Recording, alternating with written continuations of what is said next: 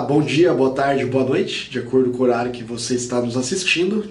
Hoje é a aula de Organização Administrativa 2. Hoje nós vamos tratar sobre a administração indireta. Embora seja a aula de administração indireta, já vou deixar claro que nós não vamos tratar das empresas públicas e das sociedades de economia mista.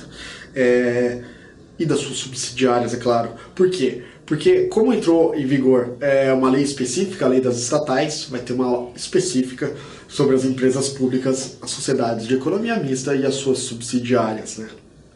Mas vamos lá. Agora, hoje, na aula de administração direta, vai ficar bem claro tudo aquilo que foi da aula de organização administrativa 1, né? Por quê? Porque a administração direta ela está ligada à atuação descentralizada da administração pública. Administração pública indireta, né? Noções básicas, né? Vamos retomar um pouco. O que é administração indireta? É o conjunto de pessoas administrativas criadas por lei ou mediante autorização legal para que, vinculadas à respectiva administração direta, desempenhem atividades administrativas de forma descentralizada. Então, a administração indireta ainda é a administração pública. Vamos ver algumas características da administração indireta. Elas não são entes políticos, né? Elas detêm personalidade jurídica de direito público ou de direito privado, mas elas não são os entes políticos que vão estar ali na administração direta. Uma diferençazinha, né, sobre a administração direta e a indireta é que a indireta ela pode ser extinta, né? As pessoas jurídicas de direito público e de direito privado que compõem a administração direta, elas podem ser de alguma forma extintas. A administração direta, por envolver os entes políticos, jamais vai poder ser extinta, né? Além disso, elas são pessoas administrativas, né? São sujeitos de direitos criados pelas pessoas políticas para que desempenhem algumas funções administrativas, né? Elas não podem exercer funções de organização do poder político, né? A administração indireta não vai poder realizar funções próprias de Estado, como funções legislativas, funções jurisdicionais. Mas elas são expressão do próprio Estado, né? É o Estado atuando de forma descentralizada, por isso que a administração direta ainda é administração pública. A administração indireta pertence à administração pública junto com a administração direta. Característica importante é que dependem de lei, né? A lei ou cria ou autoriza a criação daquela pessoa jurídica de direito público ou de direito privado que vai compor a administração indireta. Veja, se elas são expressão do próprio Estado, elas não podem, obviamente, ser... elas são pessoas administrativas, né? Elas não exercem funções políticas, né? E elas não são entes políticos. Por que os entes políticos, a administração direta, a administração direta precisa contar com a administração indireta? Veja, pode ser por tradição, pode ser por buscar mais eficiência, celeridade, autonomia, flexibilidade, né? Realizar tudo de forma centralizada acaba não sendo interessante para a administração pública. Por isso ela vai criar entes próprios, né? Pessoas jurídicas próprias, que vão ter um pouco mais de flexibilidade e talvez consigam executar mais propriamente aquelas funções administrativas. Da mesma forma que, por que o chefe do Poder Executivo não concentra todas as funções administrativas?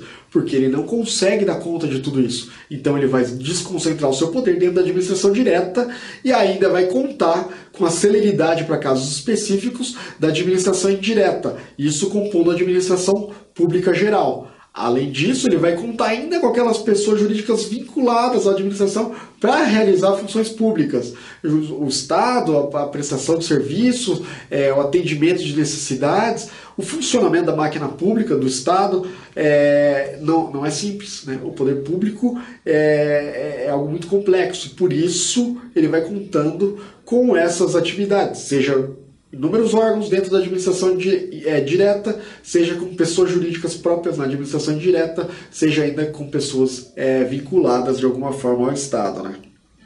Então, ao controle direto da administração ao controle da administração direta sobre os sujeitos de direitos da administração indireta.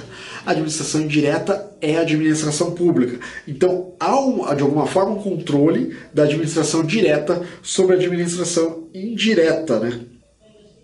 Esse controle pode ser um controle político.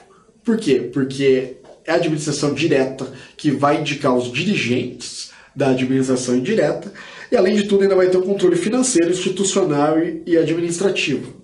Antigamente se mencionava aquela expressão supervisão ministerial.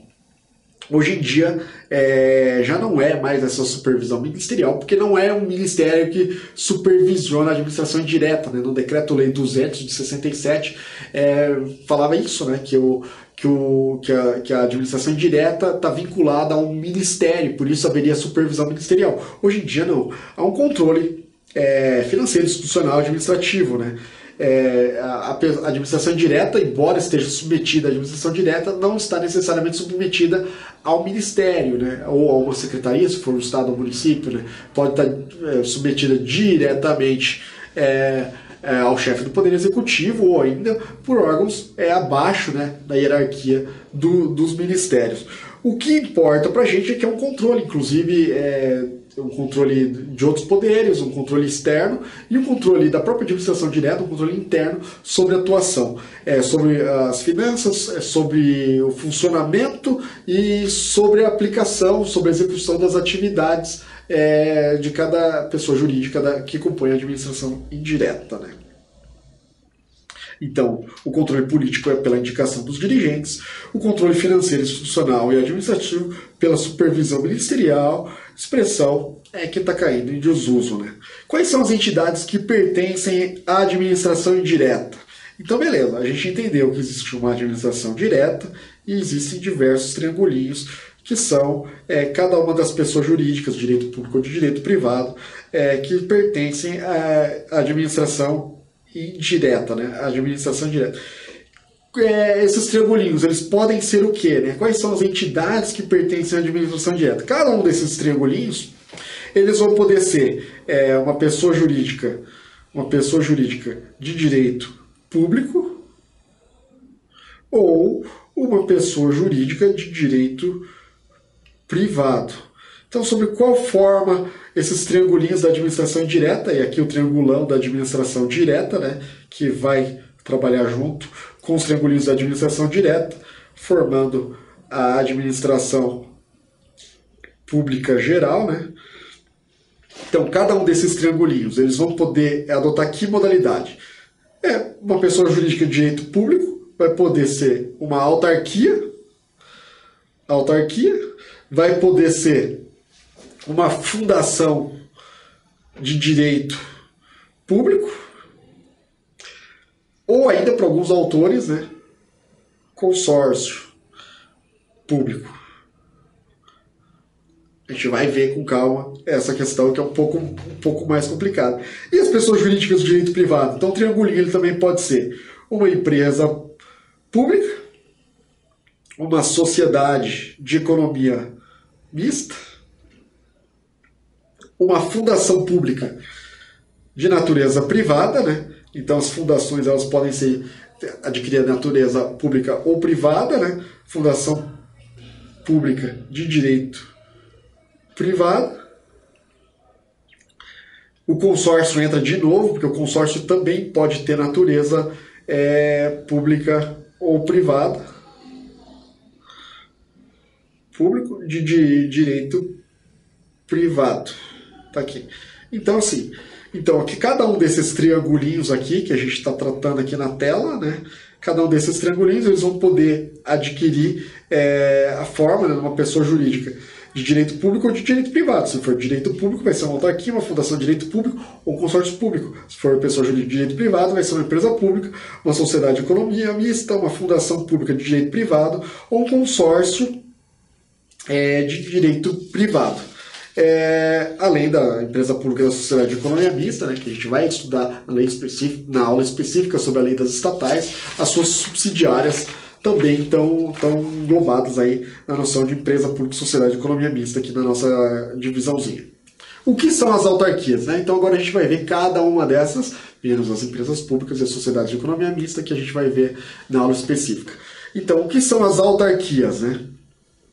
Primeiro, a gente vai esquecer as definições de autarquia que a gente encontra no dicionário, né? O dicionário nos ajuda muito a compreensão de algumas expressões, autarquia não. E também a gente vai nos afastar da definição do Decreto-Lei 200 de 1967. Né? Por quê? Porque nos dicionários, autarquia é mencionada como autogoverno, aquilo que se basta, né? E no Decreto-Lei 267, a autarquia vai estar relacionada como um serviço, né? E hoje, qual a nossa definição para autarquia? A autarquia é uma pessoa jurídica de direito público, criada por lei para desempenhar atividades administrativas típicas e próprias do Estado.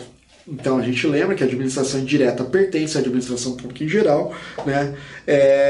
A autarquia é o ente da administração indireta mais semelhante com a própria administração direta, né?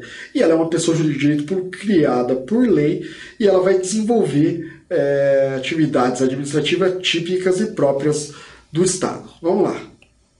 É uma pessoa jurídica de direito público, né? A autarquia ocupa uma posição que é própria do Estado, ela titulariza competências próprias do Estado e o seu regime é de direito público, né, para exercício das funções administrativas próprias e típicas do Estado.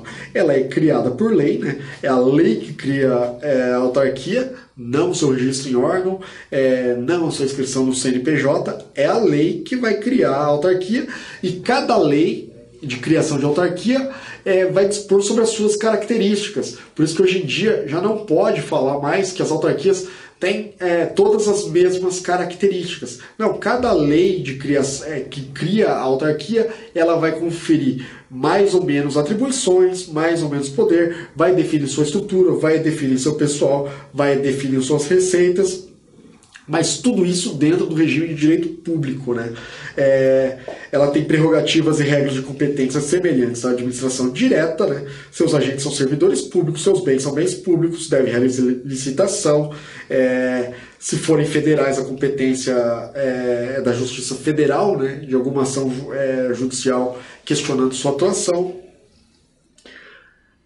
Além disso, elas exercem funções administrativas próprias e típicas do Estado. Né? O que são funções administrativas próprias e típicas do Estado? Isso é muito complexo. Por quê? Porque o que vai definir o que é uma função própria e típica do Estado, embora alguns autores tentem traçar um delineamento do que seriam as funções administrativas próprias e típicas do Estado, o que prevalece hoje é que função administrativa própria e típica do Estado é aquilo que a gente pode extrair da Constituição como função administrativa própria e típica do Estado, ou ainda que a Constituição permita que uma lei defina o que são as funções administrativas próprias e típicas do Estado. É uma decisão política que um povo, através da sua constituinte, ela elege aquelas funções que são próprias e típicas do seu Estado. E agora a gente vai falar em espécies de autarquias, né? Embora cada autarquia detenha características próprias, porque além de sua criação vai conferir sua estrutura própria, seu pessoal próprio, como vai funcionar, quais atividades ela deve desempenhar, quais são as suas competências, né?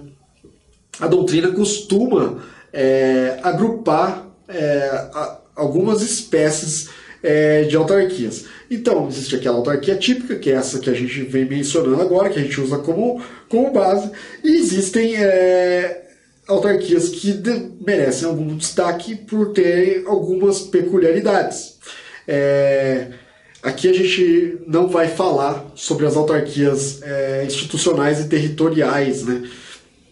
Que elas detinham prerrogativa política, né? Ou detêm ainda, né? É que não existe no Brasil mais território. Mas quando existiam os territórios, esses territórios eles eram constituídos sob a forma de autarquia. Uma autarquia completamente diferente, talvez uma utilização da expressão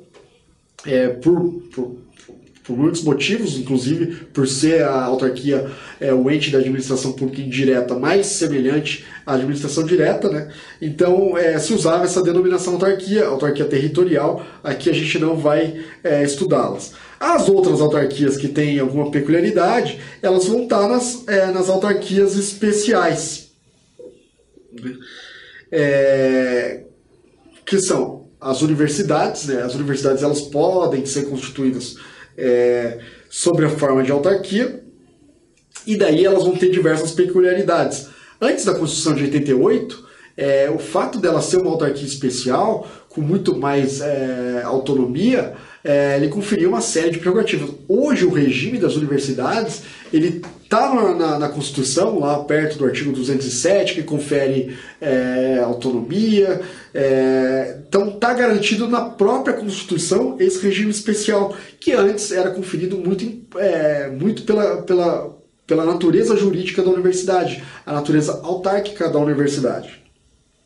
As agências reguladoras, né, que foram importadas do modelo estrangeiro, né, para exercer o controle e a fiscalização de serviços públicos concedidos e de algumas atividades econômicas privadas de relevância pública, né. Diversas leis foram criando agências reguladoras específicas, e mais uma vez a gente fala, mesmo estando dentro, né, desse grupamento específico, né, de controle e fiscalização de serviço público concedido ou de atividade econômica privada de relevância social, cada agência reguladora tem as suas peculiaridades de acordo com a sua lei de criação. A principal característica que une todas essas agências reguladoras, essas autarquias especiais, é o seu poder regulatório, né? Elas possuem um poder normativo técnico e regulam o setor através da edição de normas técnicas, né? É um fenômeno da deslegalização para conferir agilidade para esses setores, né? E as agências executivas, né? As agências executivas, elas, embora a Lei 9649 de 98 afirme que as agências executivas podem possuir a natureza de autarquia ou fundação, os autores sempre mencionam elas como autarquia. Elas não têm muitas características próprias, é mais uma qualificação, porque é uma autarquia que é concedida por um ato administrativo, e a principal característica dela é que elas devem adotar um plano estratégico e celebrar um contrato de gestão, né?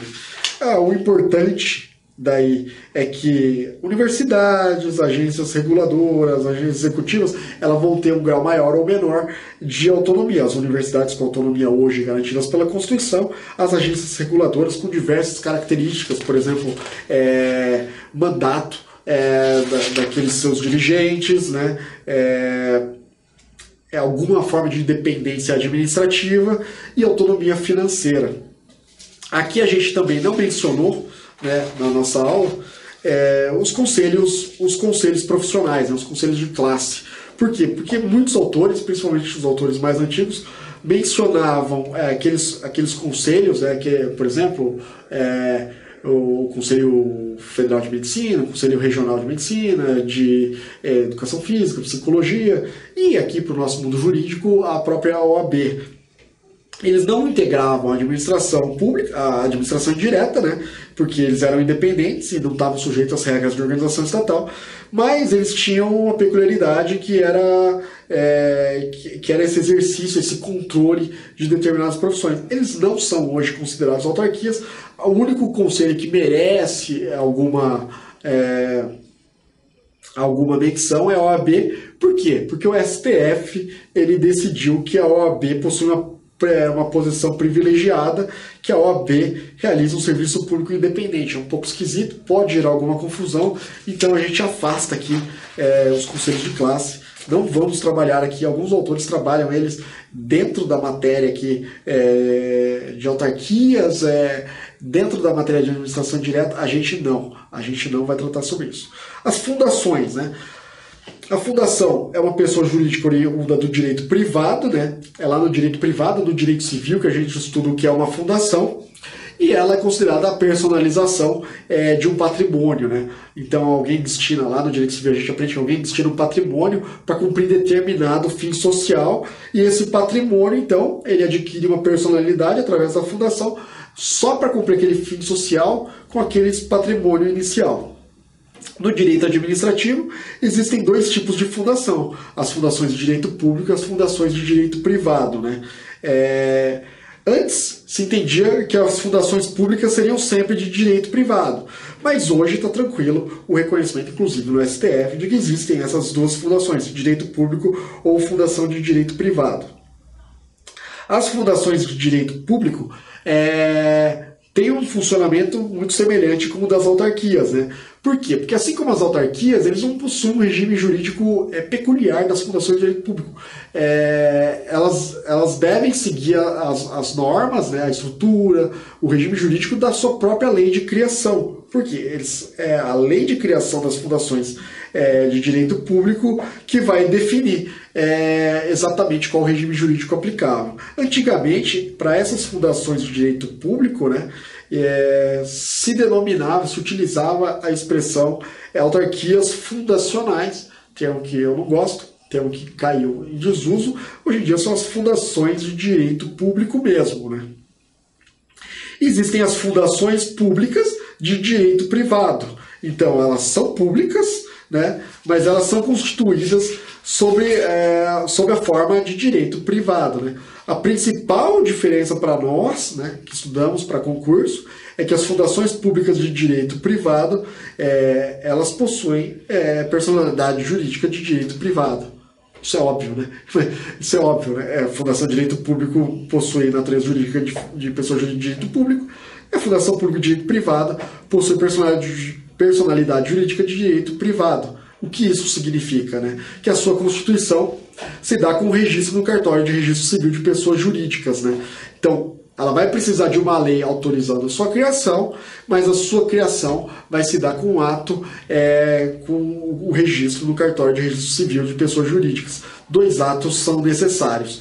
As fundações públicas de direito privado, né, por ter essa natureza jurídica de direito privado, vão seguir regras das pessoas jurídicas de direito privado, né? Essa pessoa sujeita ao regime trabalhista, o seu foro segue as regras de pessoas privadas, seus bens são privados. Só em alguns aspectos é que elas vão se assemelhar às fundações de direito público, né? Mas esses aspectos são tão pequenos assim que a gente pode tratar as fundações de uma forma única, todos dependendo do conteúdo da lei que cria ou da lei que autoriza a sua criação.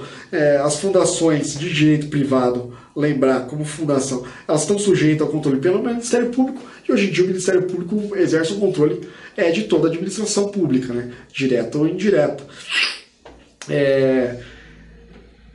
Isso é o mais importante sobre as fundações. Os consórcios, né? Consórcios aí vem alguma polêmica, por quê? Porque alguns autores não incluem os consórcios dentro da administração indireta. Os consórcios, eles são uma forma de atuação do Estado, mas eles não estão na administração indireta, por quê? Porque como eles envolvem diversos entes políticos, então um consórcio é uma união de diversos entes políticos, né? Por exemplo, diversos municípios, alguns municípios com Estado, alguns municípios com Estado ou União, eles não estão submetidos a uma administração direta única específica, né? Então seria talvez um vínculo contratual desses entes políticos. Outros incluem isso na administração direta apenas para sistematizar a matéria, né? A gente vai colocar aqui os consórcios, lembrando aí, então, que os consórcios eles não estão submetidos a uma administração direta específica, eles estão mais ligados a um vínculo entre diversos entes federativos distintos, né?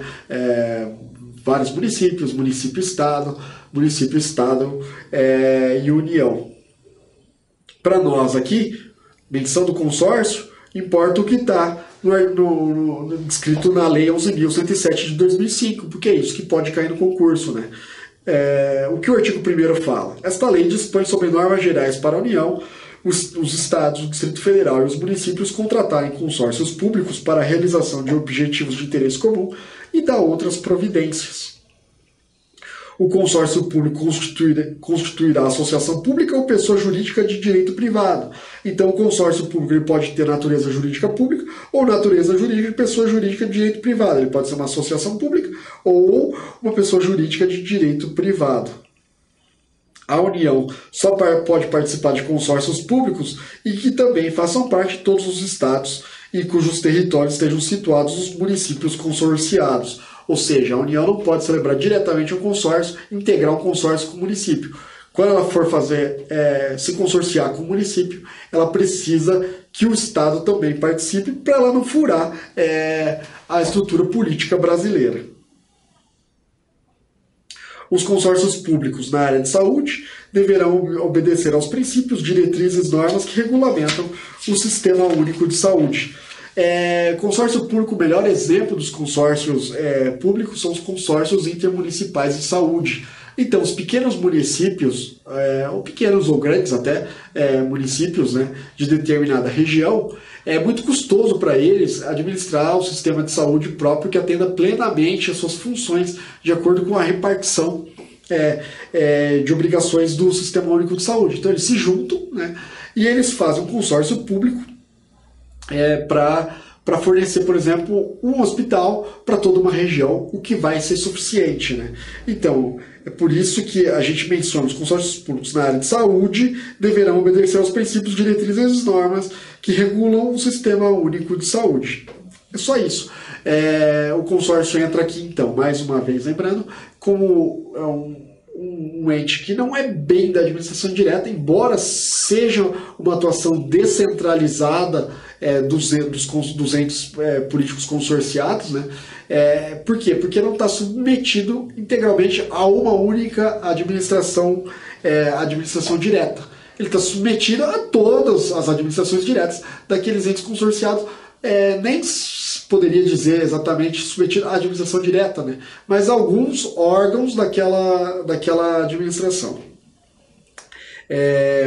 Para lembrar, o consórcio público já foi, né, objeto de aula específica, ou vai ser, de acordo com a ordem que os senhores já estejam assistindo às nossas aulas, mas os entes celebram um protocolo de intenções. Então, vários municípios se reúnem, fazem um protocolo de intenções e a ratificação desse protocolo de intenções por uma lei específica que vai conferir a adesão daquele ente, daquele município, daquele estado da União, para aquele consórcio. É isso daí. Administração direta, espero que os senhores estejam compreendindo. Lembrando que empresa pública, sociedade de economia mista e as suas subsidiárias vão ser objeto de lei específica, de aula específica, porque elas possuem hoje uma lei específica, a lei das estatais. Muito obrigado e até a próxima.